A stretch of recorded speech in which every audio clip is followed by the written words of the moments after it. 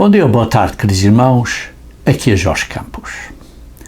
Algumas das epístolas de Paulo são difíceis de entender, como lemos em 2 Pedro, capítulo 3, versículo 16. Mas não é só algumas epístolas de Paulo que são difíceis de entender. Há vários ensinos bíblicos que são difíceis para muitos de nós entendermos. Por exemplo, em Tiago, capítulo 1, versículo 2, diz: Meus irmãos, tende por motivo de toda a alegria o passares por várias provações. Talvez esta escritura, este versículo, seja difícil de entender para você. Ora, lemos, por exemplo, em Salmos 34, versículo 19, Salmos 34, versículo 19, muitas são as aflições do justo, mas o Senhor de todas o livra. Sim, irmãos, todos nós temos várias provações, várias aflições, várias dificuldades na vida. Mas o Senhor, de todas essas aflições, de todos esses problemas, nos livra. Como lemos também em Atos, capítulo 14. Atos, capítulo 14, versículo 22. Atos, capítulo 14, versículo 22. Aqui falando, fortalecendo a alma dos discípulos, isto é, quando Paulo esteve nas suas viagens, fortalecendo a alma dos discípulos, exortando-os a permanecer firmes na fé e mostrando que através de muitas tribulações nos importa entrar no reino de Deus. Porquê muitas aflições? Porquê muitas tribulações? Porquê muitas dificuldades nesta vida para entrarmos no reino de Deus? E, queridos irmãos, há uma razão. E esse é o meu tema hoje. E posso descrever isso como o trabalho do mestre oleiro. O trabalho que Deus está a fazer em nós, como barro. E como vocês sabem, o barro tem que ser moldado e depois posto no forno e às vezes tem que ser tirado e posto mais no forno até ser aperfeiçoado. É difícil para nós entendermos isso, irmãos. Mas vamos então estudar um pouco mais acerca deste tema. O homem foi criado, como lemos em Gênesis capítulo 2, versículo 7, Gênesis capítulo 2, versículo 7, lemos assim, que o homem foi formado, diz assim, o Senhor formou o homem do pó da terra. Isto é, como barro, como pó para ser moldado. E lhe soprou nas narinas o fôlego da vida.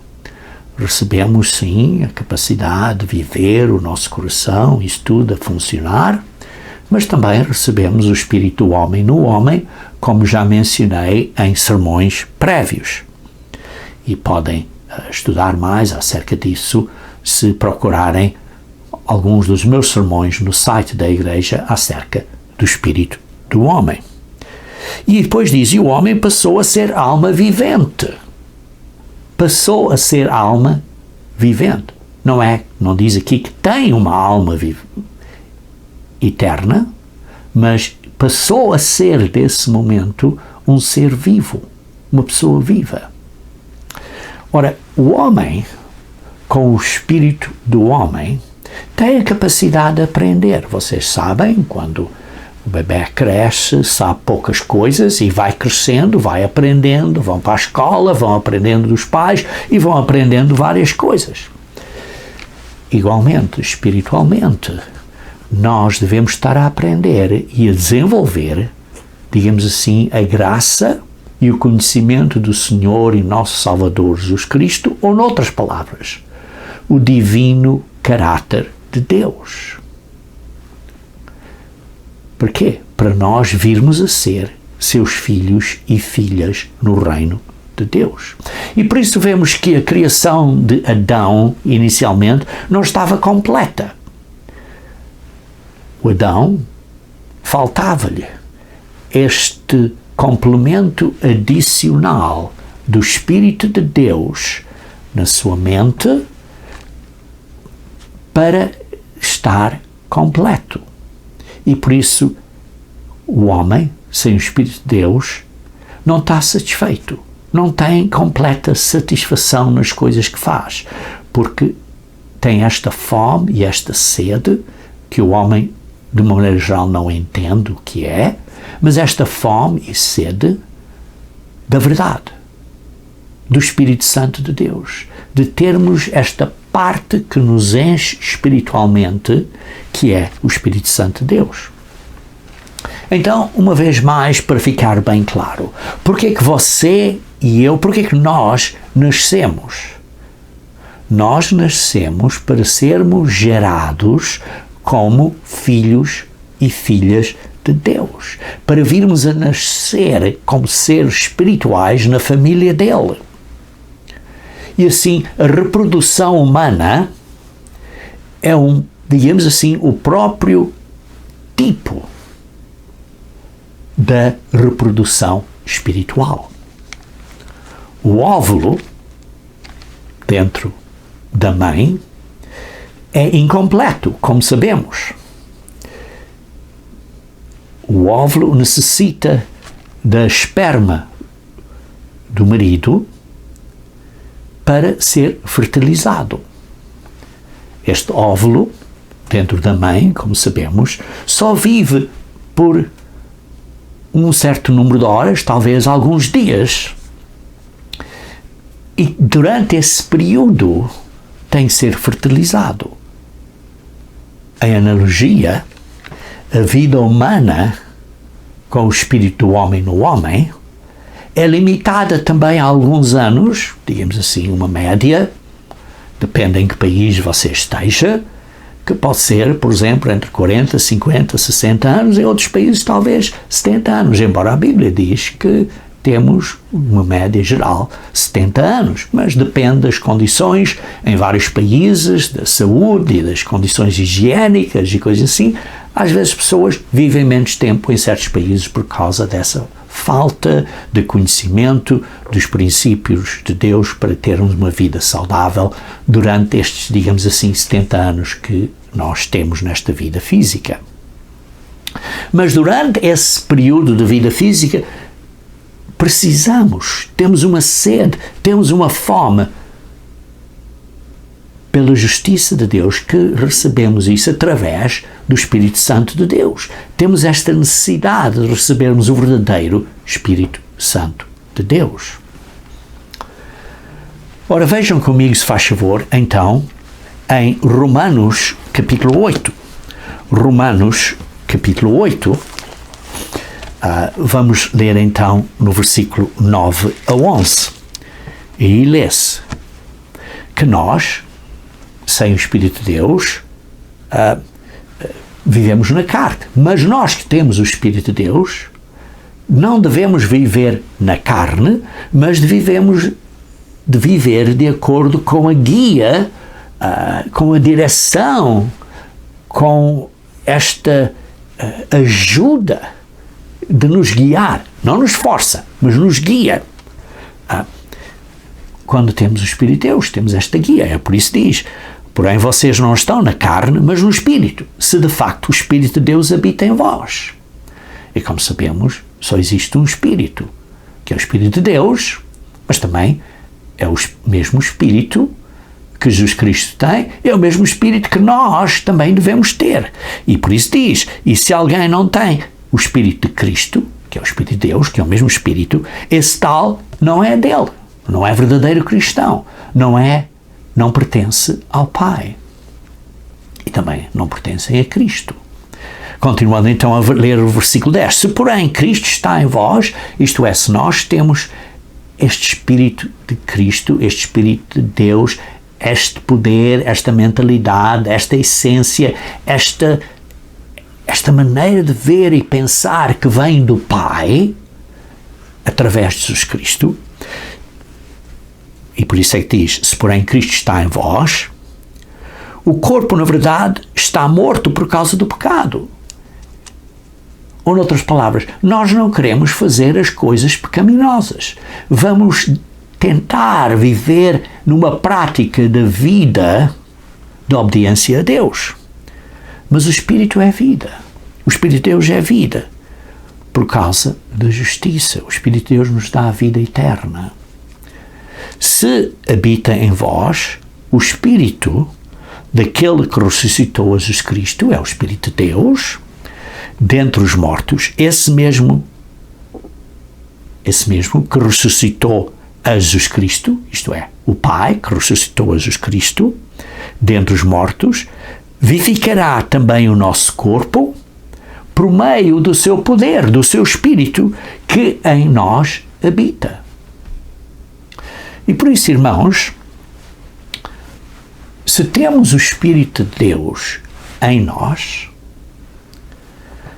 nós receberemos a vida eterna tal como Jesus Cristo recebeu.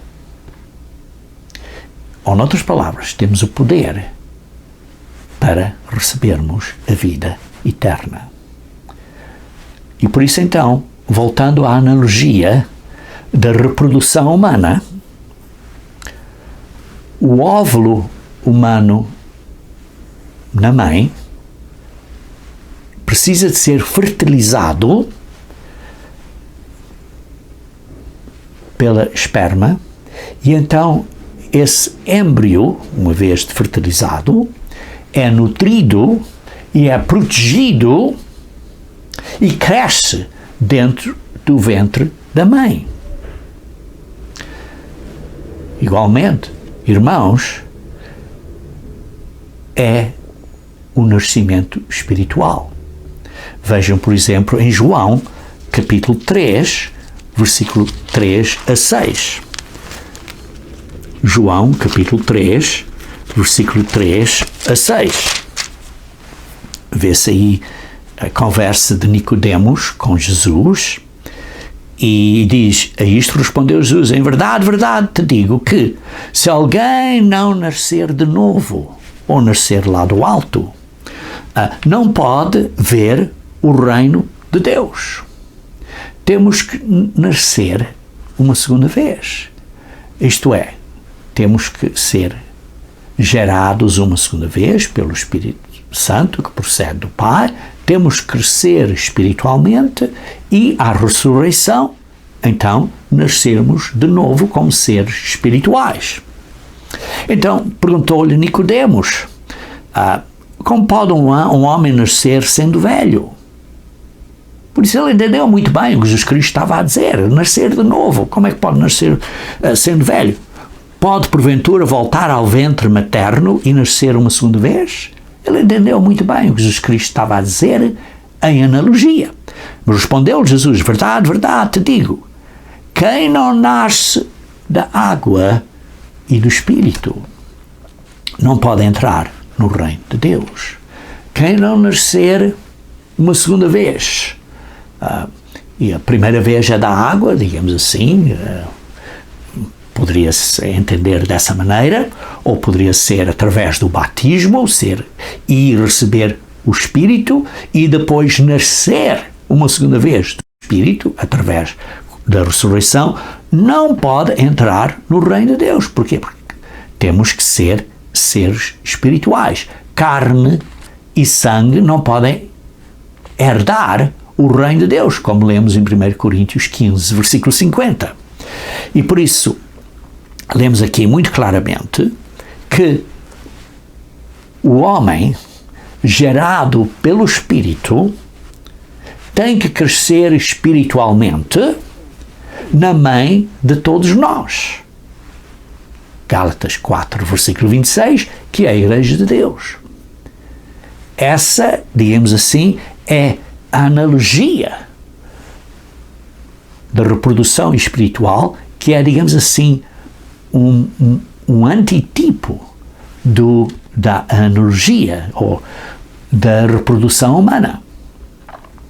Por isso, uma vez mais, nós, como seres humanos, temos que receber o Espírito Santo através da fé e do verdadeiro arrependimento e verdadeiro compromisso, que fazemos isso quando nos comprometemos e sabemos ao que estamos a nos comprometer a Deus através do batismo pela autoridade de Jesus Cristo, isto é, não só pela autoridade de Jesus Cristo, mas por aquele que tem a autoridade de Jesus Cristo de fazer isso, pela autoridade de Jesus Cristo. Então uma pessoa, após esse batismo e após a imposição das mãos, recebe o Espírito Santo de Deus, de acordo com a promessa do Pai. Ora, esse Espírito Santo trabalha em nós para crescermos espiritualmente, para ver um crescimento espiritual. Porquê? Para crescermos na graça e no conhecimento de Jesus Cristo, como lemos em 2 Pedro, capítulo 3, versículo 18. Ou, noutras palavras, é para desenvolvermos o caráter de Deus. Sim, este crescimento espiritual para chegarmos à meta, que é o pleno conhecimento do homem perfeito, da perfeita varonilidade que é Jesus Cristo, para chegarmos a esse conhecimento dessa verdade, isso requer um crescimento espiritual. Ou, noutras palavras, para nós desenvolvermos o caráter de Deus. Isto é, a nossa mente, com o espírito do homem no homem, precisa de receber o Espírito de Deus. Então, o Espírito do homem no homem, em analogia, é este óvulo espiritual, e o Espírito de Deus é esta esperma espiritual, que se juntam, e então esse óvulo é fertilizado, e então, digamos assim, somos gerados uma segunda vez. O Espírito de Deus representa a maneira de pensar de Deus, o caráter de Deus. E esse caráter de Deus tem que trabalhar com a nossa mente humana, com o nosso espírito homem no homem, os dois trabalhando juntos, nesta união do espírito homem no homem com o Espírito de Deus, e nós temos que seguir esta guia do Espírito de Deus para haver este desenvolvimento do amor de Deus, do caráter de Deus, das características de Deus na nossa vida. Então isso é o desenvolvimento do perfeito caráter de Deus. Então o que é o perfeito caráter de Deus? É a capacidade de nós, de livre vontade, de livre arbítrio, discernir, ou digamos assim, ser capaz de entender e separar o bom do mal, o bom caminho do mau caminho, o bom valor dos maus valores, a verdade do erro. Por isso, primeiro, é discernir, é entender, é ser capaz de separar, de compreender, ter a sabedoria para separar estas duas. Segundo, ter a capacidade de fazer a escolha correta. Escolher, noutras palavras, o que é bom, o que é certo, o caminho certo, escolher a verdade e decidir.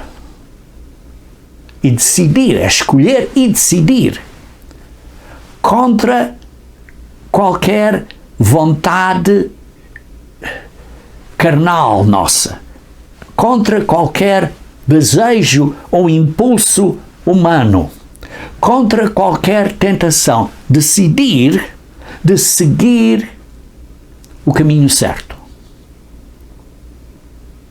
Em terceiro lugar, é ter a força de vontade, a disciplina, o controle, o domínio próprio para resistir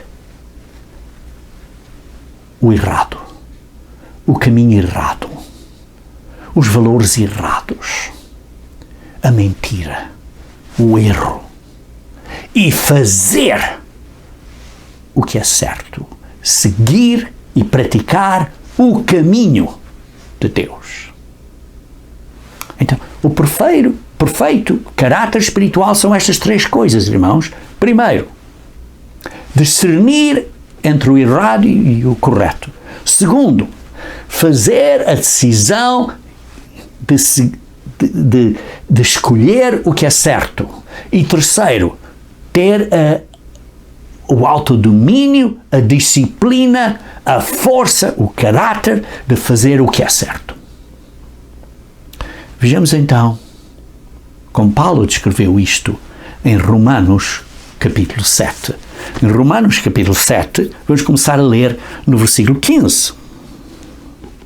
Porque Paulo aqui está a descrever é que nós temos a nossa mente carnal, que tem uns certos desejos.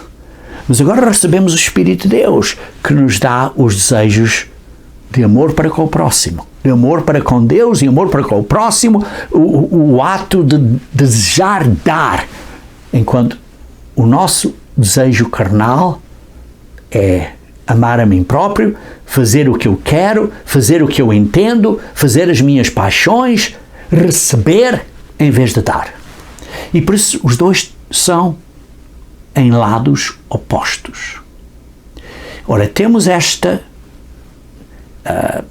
mente carnal e recebemos também o Espírito de Deus com outra guia, noutra direção. Então o que temos? Temos uma luta, uma guerra dentro de nós.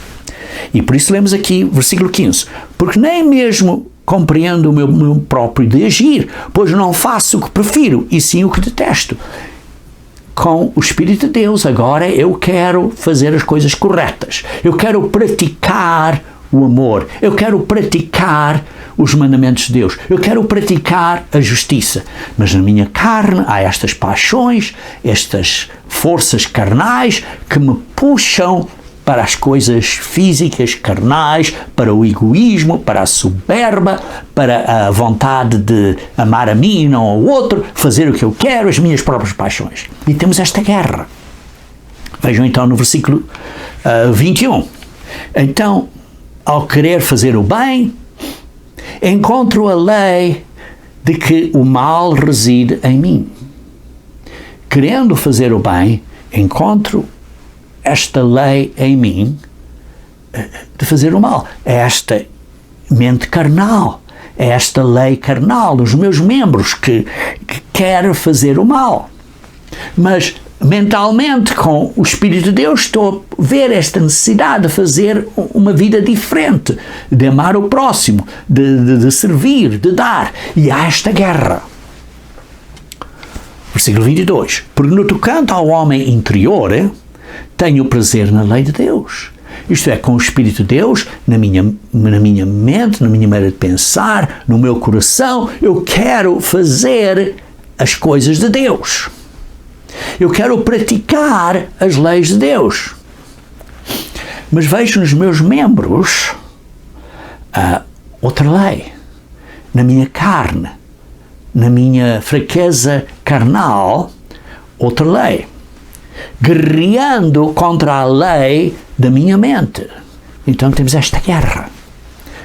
E isso me faz prisioneiro da lei do pecado, porque a minha carne, os meus membros querem fazer isto, mas eu quero fazer outra coisa. Então esta guerra é prisioneiro do pecado que está nos meus membros. Então, Paulo descreve aqui, no versículo 24, que diz: desaventurado homem que eu sou. Desaventurado homem que eu sou. Quem me livrará do corpo desta morte? Porquê? Porque eu estou nesta luta contínua na minha vida toda. Eu estou nesta luta contínua na minha vida toda. Lembre-se que Paulo estava aqui a escrever isto várias décadas depois de estar na Igreja de Deus como apóstolo. E por isso, ele diz: quem me livrará do corpo desta morte? Se Paulo dizia isso, quanto mais você e eu. E depois ele diz: graças a Deus por Jesus Cristo, nosso Senhor. De maneira que eu, de mim mesmo, com a mente, sou escravo da lei de Deus, mas segundo a carne, da lei do pecado. Um verdadeiro cristão, irmãos, não quer pecar, mas se encontra neste vício do hábito e está oprimido por esta tentação ou pelas circunstâncias pelas quais ele não é capaz de se livrar. Sim, certamente. Se uma pessoa estiver continuamente a orar, não estou a dizer que uma pessoa não trabalha, que está sempre a orar nos joelhos, não. Uma pessoa vai trabalhar, está na vida, mas internamente vai orando, vai trabalhando, vai fazendo as coisas que tem que fazer, não é? Está continuamente perto de Deus. Está separado mentalmente deste mundão. Certamente pode vencer bastante, mas só Jesus Cristo é que fez isso perfeitamente. Todos nós falhamos, mais cedo ou mais tarde. E por isso é que Paulo diz: quem me livrará do corpo desta morte? E por isso ele disse: graças a Deus por Jesus Cristo. Porque Deus olha para o nosso coração. E se a nossa intenção do coração não é maliciosa ou com premeditação, não estamos presos no vórtice da tentação, queremos fazer o que Deus quer, então estamos a ver aqui uma situação diferente. Porquê? Sim, precisamos do poder de Deus. Precisamos da ajuda do Espírito Santo. O que Paulo está a dizer aqui. Mas, às vezes, falhamos. Porque Paulo diz: desaventurado o homem que sou. Veja então em Romanos capítulo 8, versículo 5. Romanos 8, versículo 5 diz assim: porque os que se inclinam para a carne cogitam nas coisas da carne. Você está inclinado a querer, a fazer as coisas desta carnalidade, desta lei que está nos nossos membros? Você está inclinado para a prática disto? É o que ele está aqui a dizer no versículo 5.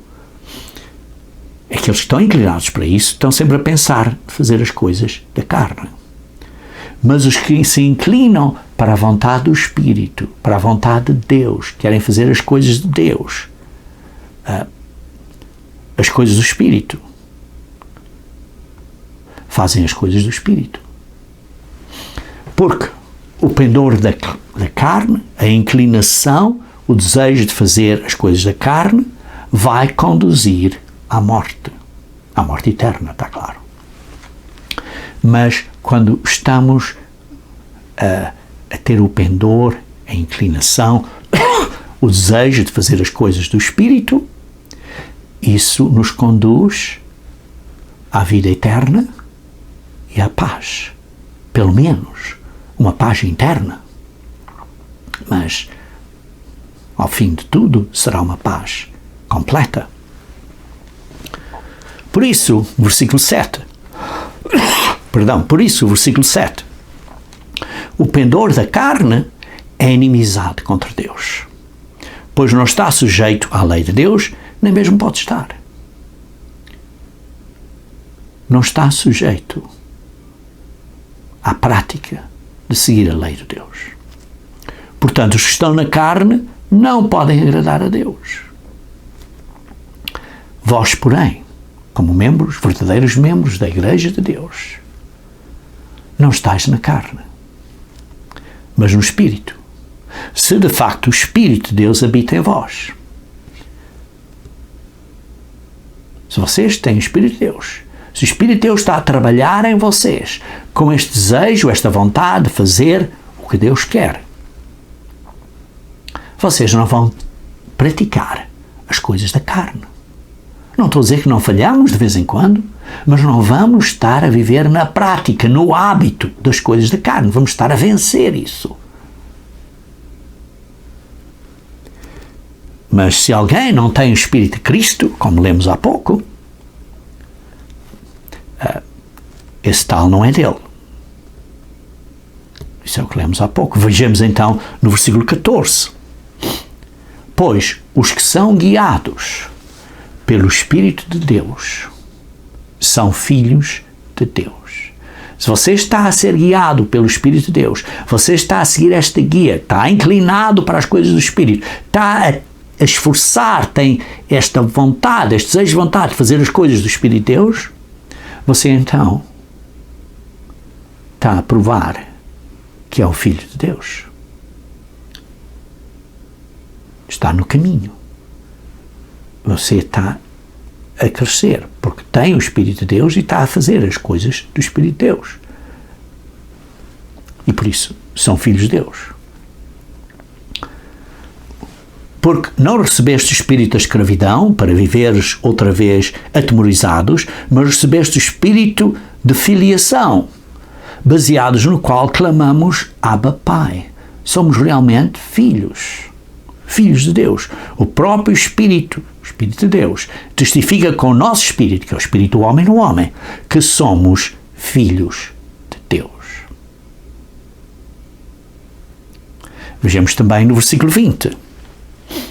Pois a criação está sujeita à vaidade. Deus permitiu nós estarmos sujeitos a esta vaidade humana. Não voluntariamente, mas por causa daquele que a sujeitou. Porquê? Porque ele, na sua sabedoria, viu que isto é melhor para nós, para o nosso bem. Aí está estas coisas que são difíceis de entender. Tal como começámos em Tiago, capítulo 1. Olha, estejam alegres com as vossas tribulações. Como é que podemos estar alegres? Porque é que Deus nos sujeitou a esta vaidade, a este desejo humano, nos permitiu, nos criou desta maneira? Porquê? Que é sujeita a esta vaidade, estes desejos da carne. Nos sujeitou isso na esperança de que vamos ser redimidos disso para termos essa liberdade. Então, mas porquê? Porquê, irmãos? Isto é a obra do mestre oleiro, irmãos. Ele está a trabalhar connosco para desenvolvermos este caráter que resiste a estas tendências erradas, que decide escolher o que é certo e que desenvolve este autodomínio, esta força de vontade de vencer essas fraquezas. Porque Deus está a desenvolver em nós o caráter de Deus. E é necessário que nós tenhamos livre-arbítrio para aprendermos de livre vontade a lutar contra estas fraquezas, para sermos como Deus é, porque Deus nunca é tentado. E nós, uma vez que venhamos a ser seres espirituais, não poderemos ser tentados, porque aprendemos nesta vida a vencer e a não desejar o caminho errado. Vejam como Jesus Cristo é o nosso sumo sacerdote. Veja em Hebreus, capítulo 4.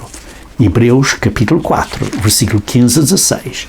Hebreus capítulo 4, versículo 15 a 16.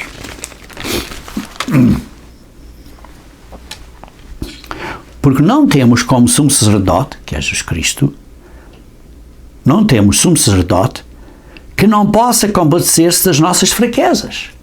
O nosso sumo sacerdote, que é Jesus Cristo, pode compadecer-se das nossas fraquezas. Porquê? Porque ele, Jesus Cristo, foi tentado em todas as coisas. Porquê? Porque ele veio na carne. Ele foi um ser humano completamente sujeito às mesmas tentações, à nossa semelhança, com as mesmas tentações, e foi tentado. Mas nunca pecou. Nunca pecou. Nunca se submeteu à prática do pecado. E por causa que ele sofreu e esteve debaixo dessas mesmas tentações, ele sabe o que isso é. E por isso ele sabe compadecer-se desta fraqueza, desta vaidade que temos. E por isso é que ele nos dá o Espírito Santo. Para o Espírito Santo nos ajudar a sermos diferentes, a sermos separados. Vejam, se faz favor, em 1 Pedro, capítulo 1, versículo 2. Aqui Pedro, abrindo ou iniciando esta carta, está a dizer que esta carta foi escrita aos eleitos, segundo a presciência de Deus Pai, em santificação do Espírito. Aqueles que foram chamados e eleitos e que estão agora a passar por esta santificação do Espírito, quer dizer, que receberam o Espírito Santo e estão com o Espírito Santo a ser diferentes, separados do mundão. Como? Para a obediência.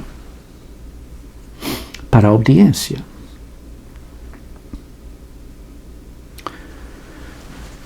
E para a expressão do sangue de Cristo. Queridos irmãos, nós recebemos o Espírito Santo para nos ajudar a fazer o quê? A obedecer. Para a obediência. Para obedecer a Deus. E também, segundo a presciência de Deus, fomos santificados para recebermos a expressão do sangue de Cristo. O que é que isso quer dizer? Aqui, além da imersão ao batismo, depois do batismo, conforme estamos a seguir o caminho na santificação do Espírito, de vez em quando falhamos. E quando falhamos, Deus vê a nossa fraqueza, a nossa vaidade, e através disso Ele então nos dá a expressão do sangue de Cristo.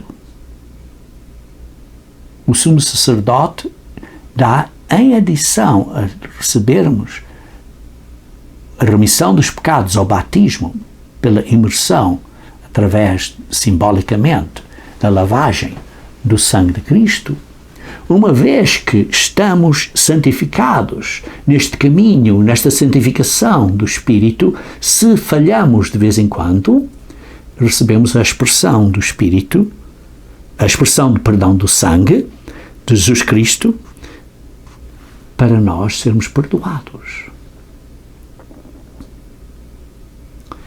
E por isso, continuando, bendito o Deus e Pai de nosso Senhor Jesus Cristo, que segundo a sua muita misericórdia nos regenerou, nos gerou de novo. Como? Fomos gerados pela primeira vez quando no ventre da nossa mãe física, o óvulo recebeu a esperma do pai físico e então esse óvulo foi fertilizado, fomos gerados pela primeira vez no ventre da mãe. Mas agora há uma regeneração, pela segunda vez, quando nós, como seres humanos, com o espírito homem no homem, que simbolicamente é o óvulo espiritual, recebemos o Espírito de Deus, que é esta esperma espiritual, e então esse óvulo espiritual é fertilizado pelo Espírito de Deus. E então essa é a regeneração para uma viva esperança. Uma verdadeira esperança viva, mediante a ressurreição de Jesus Cristo dentre os mortos. Porquê? Porque Jesus Cristo ressuscitou. O seu sangue nos paga pelos nossos pecados, mas não só isso, Ele ressuscitou. E como Ele ressuscitou, nós vamos ser ressuscitados pelo mesmo Espírito. Ressuscitou para nós recebermos, versículo 4, uma herança incorruptível, sem mácula, imarcessível, reservada nos céus para vós outros.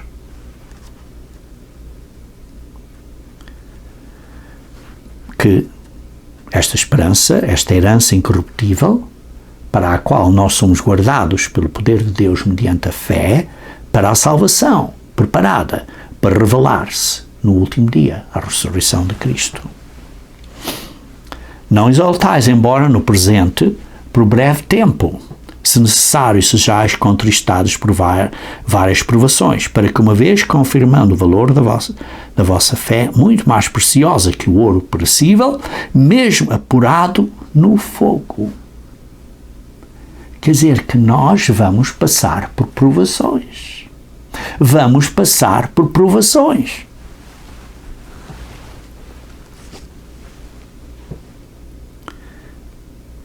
Por isso diz, vou repetir, versículo 6, nisso exaltais, embora no presente, por breve tempo, se necessário, sejais contristados por várias provações. Isto é, embora nesta vida, por um pouco tempo, tenhas dificuldades, alegra-te disso. Porque Deus permite estas provações, estas dificuldades, para desenvolvermos o caráter de Deus.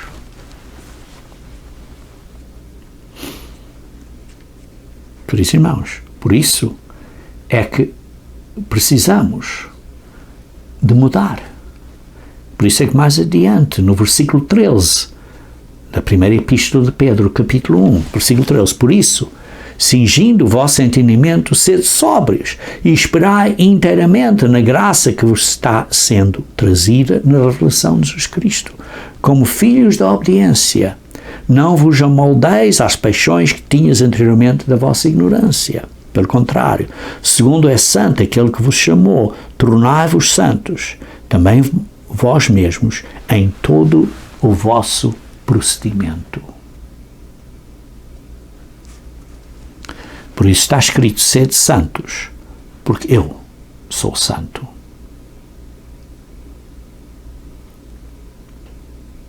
E por isso diz mais adiante, fostes resgatados pelo precioso sangue de Cristo, como de cordeiro sem mácula. Versículo 19. Por isso, isto não é uma brincadeira. Isto é uma coisa séria. É um assunto sério. Jesus Cristo morreu por nós, sofreu. Isto é muito importante entendermos, porque nós somos purificados através de obedecermos à verdade, temos em vista um verdadeiro amor uns aos outros ardentes. Fomos regerados pela semente corruptível uma primeira vez, mas agora não fomos gerados de semente corruptível, fomos gerados de semente incorruptível. A regeneração, segundo a promessa de Deus, a palavra dele. Por isso, irmãos, temos que mudar. Temos que viver uma vida diferente.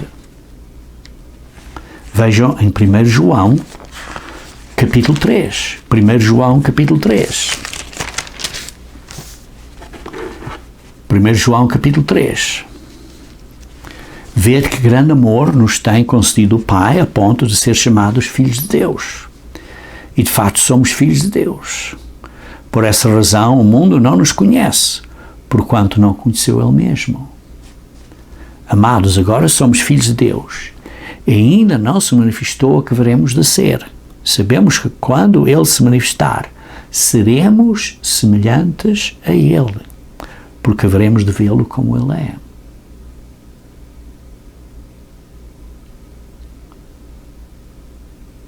É importante entendermos isto. E se nós entendermos isto, vamos nos esforçar, vamos nos purificar, como diz no versículo 3 de 1 João capítulo 3.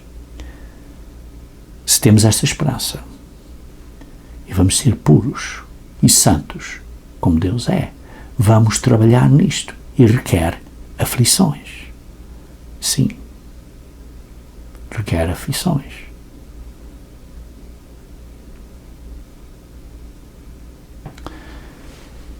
Queridos irmãos, temos que viver na prática da obediência. Desenvolver o caráter, isto é, de Deus, isto é, crescer na graça e no conhecimento de Jesus Cristo, é a nossa meta. É a obra do mestre oleiro. E isso envolve tirar, pôr esse barro e passar esse barro a assar, a passar pelo fogo, pelo forno, para que finalmente esse barro fique maduro, perfeito. Isto simbolicamente é o que temos que passar nesta vida. E por isso é que Deus, através da mãe de todos nós, que é a Igreja de Deus, neste ventre da mãe, dentro da Igreja de Deus, dentro da comunhão e da convivência dos irmãos da Igreja de Deus, Deus nos dá vários dons espirituais. Para quê? Para servir um ao outro. Para servir. Não é para dizer, olha, eu sou mais espiritual que você porque eu sei falar em vários idiomas. Não, isso. Falamos em mais idiomas para servir um ao outro, para ajudar, para ter carinho, ou seja o que for. Temos conhecimento, em primeiro lugar, para mudarmos a nós próprios, para sermos melhores filhos e filhas de Deus. Queridos irmãos, então vamos ler Tiago de novo. Tiago, capítulo 1, versículo 2 e 4. Tiago, capítulo 1, versículo 2 e 4. Meus irmãos, tendo por motivo de toda a alegria o passares por várias provações. Porquê? Porque através destas provações, sabendo que a provação da vossa fé, uma vez confirmada, estas provações, passar por este forno de provas, vamos produzir perseverança. Isto é uma paciência, uma fidelidade. E esta perseverança deve ter ação completa. Isto é, desenvolve este caráter de Deus, estas características da graça e do conhecimento de Jesus Cristo, para que sejam perfeitos e íntegros, em nada deficientes. Se, porém, algum de nós necessita de sabedoria, isto é, quando encontramos estas dificuldades, estes sofrimentos, estes problemas, e precisamos da sabedoria de Deus para vencer estas dificuldades, peça a Deus, pela sabedoria de Deus, que Ele dá a todos liberalmente. E nada lhes impropera. Se você não entende porque é que você tem que passar por certas dificuldades e coisas assim, peça a Deus por essa sabedoria. E que Deus então lhe vai dar essa sabedoria. Peça, versículo 6, porém com fé, em nada duvidando, pois o que duvida é semelhante à onda do mar, impelida e agitada pelo vento, para dentro, para fora, para dentro, para fora. Temos que ter fé. Queridos irmãos, temos que ter fé. Queridos irmãos, quando encontramos dificuldades na vida, e essas dificuldades hão de vir, não fique desencorajado. Queridos irmãos, você está a ser sujeito ao trabalho do mestre oleiro. Se você não entende, não sabe como vencer estas coisas, ou estas dificuldades, ou responder a certas perguntas que as pessoas lhe façam, leve isso a Cristo e peça a Cristo por sabedoria e pelo seu poder e pela sua ajuda. Tenha fé. Considere estas dificuldades como motivo de toda a alegria. Nunca desista. Nunca pare de continuar a lutar. Esteja a perseverar até ao fim.